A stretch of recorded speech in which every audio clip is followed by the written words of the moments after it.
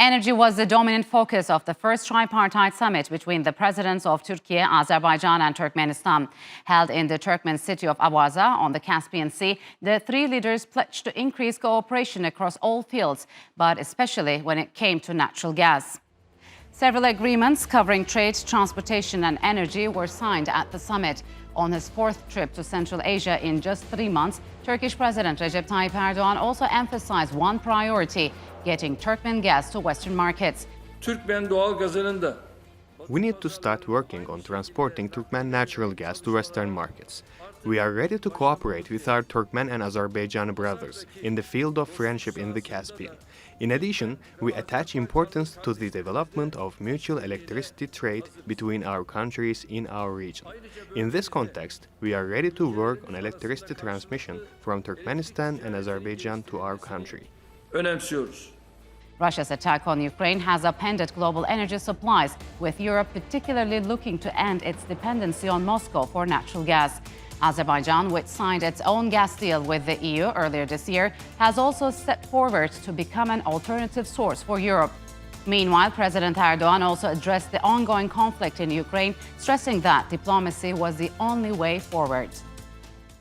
And I'm joined by Asel Tutumlu. She's an associate professor at the Near East University in Lefkoşa. Ambrose Penier, he's a political analyst focusing on Central Asia and joins me from Prague. A warm welcome to you both and thanks for joining me on Straight Talk. So Asel, Turkish President Recep Tayyip Erdogan has said the first tripartite summit with his counterparts from Azerbaijan and Turkey will go down in history. What was achieved?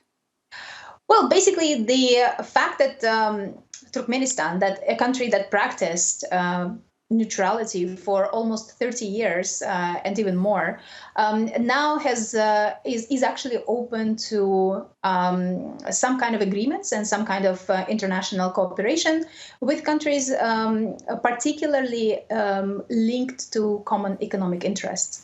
And in the changing environment where everyone understands that Russia is basically having a lot of tools for energy blackmail, I think it actually pushed Turkmenistan to consider the possibilities of further cooperation. So, Bruce, President Erdogan also said the efforts to transport Turkmen gas to Western markets through the Caspian Sea need to begin as soon as possible. But how viable and technically feasible is this route? It's as soon as possible would not be very soon, that's for sure. I mean, there is a more simpler solution, which hasn't really got a lot of momentum at the moment, of a trans-Caspian connector project, which would hook into some of the existing infrastructure in the Caspian Sea and could, at least according to the people that support it, be done in a matter of a few months. It would only carry about 12 billion cubic meters of gas. But that's not the option that really Turkmenistan is looking for. What they seem to want is the bigger pipeline they've been discussing for more than 25 years, which would have to be built and would carry 30 billion cubic meters of gas across the bottom of the Caspian Sea. But a project like that's going to take years to build and a lot of money besides. So it would not be a quick fix for the European Union. So Turkmenistan, as you just know, has some of the largest gas reserves in the world and mainly exports to Russia and China. So Bruce just said it will take years, but could the transport of Turkmen gas to European markets cause a discomfort for Russia, as well as China, of course? Asel. Yes, absolutely. Well, particularly what we're facing now is the lack of capacity. With the existing infrastructure, it is relatively difficult to compensate the two Nord Streams that have blasted earlier this year with 110 billion cubic meters. And therefore, right now, everyone is basically looking for alternatives. Unfortunately, the alternatives, the volume that is possible to transport to Europe is relatively small. And within the existing projects, Turkmenistan can probably do the swaps with Iran, but that only can equal to about 2 billion cubic meters. They can also potentially, besides the connector, they can potentially use the pipeline rail system, but that will also take a lot of time. And in addition to that, the fact that none of the Central Asian states possess liquefied natural gas technology, they can only condense natural gas, which obviously increases the transportation costs, and also the volumes as well. You've mentioned, Sal, the infrastructural work, but couldn't the European Union help speed up this process since they need it? In theory, yes, they can speed up the process. However, the difficulty is that none of the European Union, basically international companies, would be willing to commit to that particular project because it's over long term. It's a relatively unstable area with conflicts, multiple conflicts in the area, with two countries being sanctioned. So a lot of private companies may not necessarily be willing to join and commit long term to the project like that. And in addition to that, obviously, European Union is trying to decarbonize their economy in the next 10 years, and so that also poses the risk to a potential solution. So, Bruce, how would Russian President Putin's offer to make Turkey an energy hub for natural gas supplies to Europe will be impacted if Turkmenistan agrees to export gas to Europe? Is this also viable? Well, actually, I would think Turkey would welcome that. Both Russia and Turkmenistan were willing to put gas in transit through Turkey. Turkey would obviously be a big winner there from just transit fees. I'm not sure that that's realistic in the near term future either. Because what Europe is suffering because they had dependency on such a big dependency on one supplier, Russia. And essentially what you're saying is let's transfer that and make it Turkey now instead. That will be the main, at least the main hub for transferring gas into Europe. So, while it sounds good and it might help Europe out in terms of gas, I think the political implications are not lost on European leaders either. It's just changing one country that you have problems with another, which you get along with better. But Turkey and the European Union have had their moments in the past where they weren't such good friends. So Assad, we hear a lot about this middle corridor. Why has the middle corridor become so important for global energy supplies? What more can it offer than the northern corridor? Well, basically, it's the time that is saved. So we've already had several trains that have trespassed the corridor in 12, 18, and 14 days. And it's a relatively successful, potentially viable route with a lot of goods to be transferred from China and East Asia all the way to Europe via land corridor. So it's a definitely viable route, and I think every country along the route is welcoming that. On the other hand, Bruce, Russian President Putin has also proposed a trilateral natural gas union with Uzbekistan and Kazakhstan, but it was rejected by both.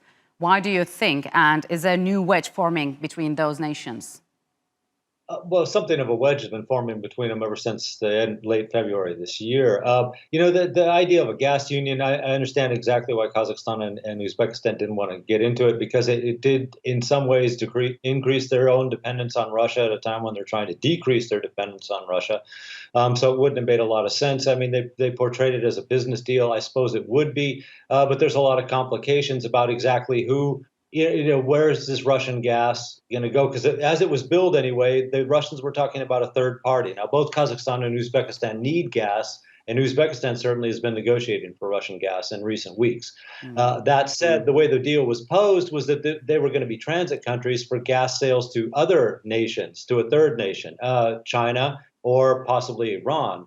And that seems to have been certainly one of the sticking points they didn't want to get into, because then, of course, you're dealing with a gas transit from one sanctioned country to another sanctioned country in the case of Iran.